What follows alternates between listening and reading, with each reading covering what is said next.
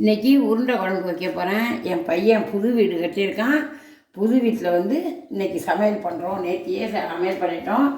இன்றைக்கி இது போடுறோம். உருண்டை குழம்புக்கு கடலைப்பருப்பு, துவரம்பருப்பு ஊற வச்சுருக்கேன். ஒவ்வொரு டம்ளர் ஊற வச்சுக்கணும்.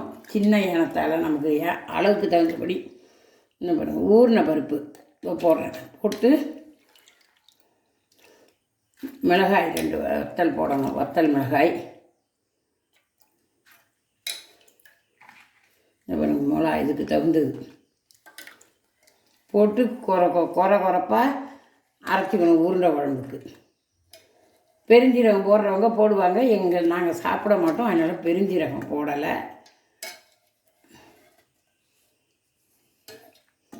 இது அப்படியே உப்பு போட்டு அரைக்கணும். தேவையான அளவு உப்பு இதுக்கு போட்டு கரகரப்பாக அரைக்கணும். மிக்சியில் போட்டு அரைக்க போகிறேன். பாருங்க, அரைச்சிட்டேன். இந்த மாதிரி கரகரப்பாக அரைச்சிக்கணும். அரைச்சி சின்ன சின்ன உருண்டையாக உருட்டி போடணும்.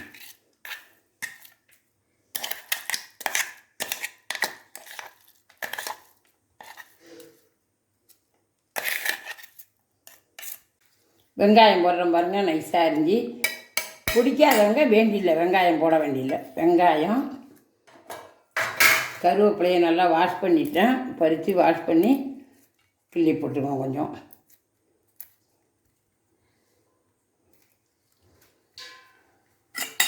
பெருங்காய தண்ணி ஊற்றுறேன். இது பாருங்கள், பெருங்காயம் ஊற வச்சுருக்கிறது. ஊற தண்ணி தூள் வேணாலும் போட்டுக்கலாம். பெருங்காய பவுடர் இதை போட்டு எல்லாத்தையும் கலந்து சின்னதாக உருட்டி எண்ணெயிலையும் போடலாம், வேட்லேயும் வேக போடலாம். எதில் வேணாலும் நம்ம சௌரியம் வச்சுக்கலாம். இட்லி பானையில் தண்ணி வச்சுருக்கேன். இந்த பாருங்கள், இட்லி கட்டை வச்சு அது மேலே துணி, இட்லி துணியை போட்டு இதே மாதிரி உருண்டையாக பிடிச்சி வச்சுக்கணும். எண்ணெயில் போடுறவங்க போடலாம், ஆயில் ஒத்துக்காதவங்க இந்த மாதிரி போட்டுக்கலாம். இதே மாதிரி ஒன்று பத்தாப்புல எல்லாத்தையும் உருட்டி வச்சு வேக போட்டு எடுத்து அப்புறமா புளித்தண்ணியை கரைச்சி காட்டுறாங்க. இந்த பாருங்க, வெந்ததும் எடுத்து ஒரு 5 நிமிஷம் ஆகும். வெந்ததும் புளித்தண்ணியும் மிளகாத்தில் எப்போது சாம்பாருக்கு கரைப்போங்களோ அது மாதிரி கரைச்சி அந்த தண்ணி கொதிக்குது. அதில் போடணும். போடும்போது காட்டுறேன். என்னடா இது சத்தம் கேட்குதுன்னு பார்க்காதீங்க, மேலே சிம்னி ஓடுறது சத்தம், ஊசுன்னு சத்தம் வருது.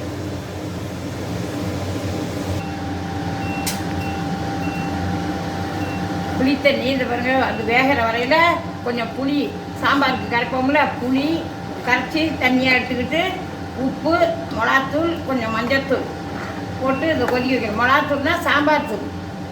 இதை பாருங்கள், இது கொதிக்குது. வெங்காயம் தாளித்து போட்டுருக்கேன். வெங்காயத்தை வதக்கி போட்டிருக்கேன் எண்ணெயில். அது இருக்குது. இந்த பாருங்கள், அதில் போட போகிறேன். உருண்டை வெந்து போச்சு பாருங்கள். இதை பார்த்திங்கன்னா எடுத்து அது அப்படியே உடையாத இருக்கும். அதுதான் உடையாத இருக்கு பாருங்கள், வெந்து போச்சு. இதை எடுத்து அதில் போடணும். கொதிக்குது. இது பாருங்க, கொதிக்குதா? அதில் ஒன்று ஒன்றா போடணும்.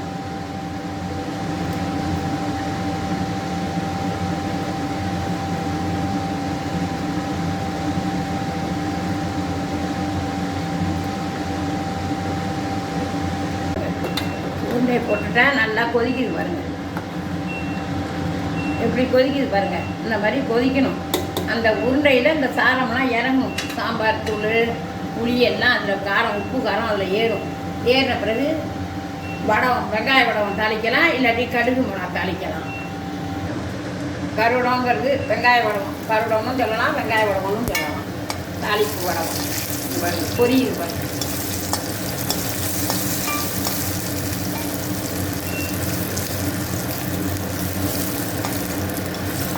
பொரிஞ்சு எடுத்து பாருங்கள். அவ்வளோதான், அந்த சாம்பாரில் போடணும். உருண்டை குழம்பு இந்த பாருங்க, உருண்டை குழம்புல இதை போட்டுட வேண்டியதான்.